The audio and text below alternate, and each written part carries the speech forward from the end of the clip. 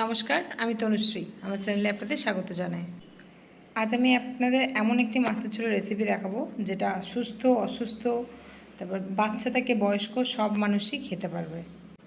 খুবই অল্প উপকরণ দিয়ে এই রান্নাটি আমি করে দেখাবো। এর স্বাদ কিন্তু অতুলনীয় হয়। আর বলে রাখি, যাদের বড় মাছ খেলে হজমের সমস্যা হয় বা ঢেকুর ওঠে, তারা এই ঝোলটা অবশ্যই একবার বানিয়ে খেয়ে দেখবেন।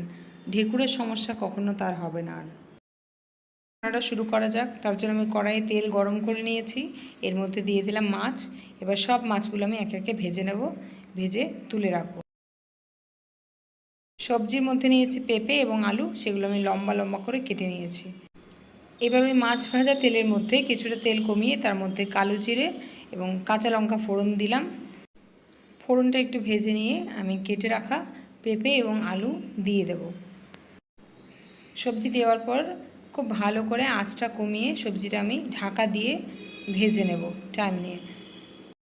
আমি যেভাবে বানাচ্ছি আপনারা একবার এভাবে বানিয়ে খেয়ে দেখবেন, কথা দিলাম খুব ভালো লাগবে।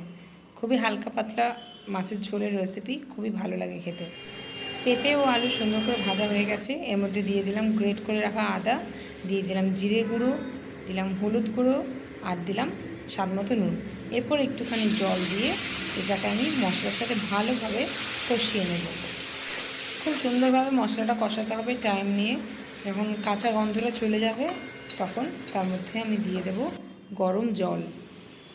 জল দেওয়ার পর এটা ফুটে উঠলে আমি ঢাকা দিয়ে মোটামুটি 10 মিনিটের মতো সেদ্ধ করব কম আঁচে। আমার সবজি সেদ্ধ হয়ে গেছে, আমি দিয়ে দিলাম ভেজে রাখা মাছ। মাছ দেওয়ার পরে কয়েক মিনিটের জন্য আমি ফুটিয়ে নেব বেশ ভালোভাবে। তারপর এটা আমি নামিয়ে নেব। দেখে নিন আমার রান্না রেডি হয়ে গেছে। খুব কম তেল মশলায় হালকা পাতলাভাবে মাছের ঝোলটা বানালাম। যদি ভালো লেগে থাকে অবশ্যই লাইক কমেন্ট শেয়ার করে দিয়ে চ্যানেলটি সাবস্ক্রাইব করে দেবেন। ধন্যবাদ।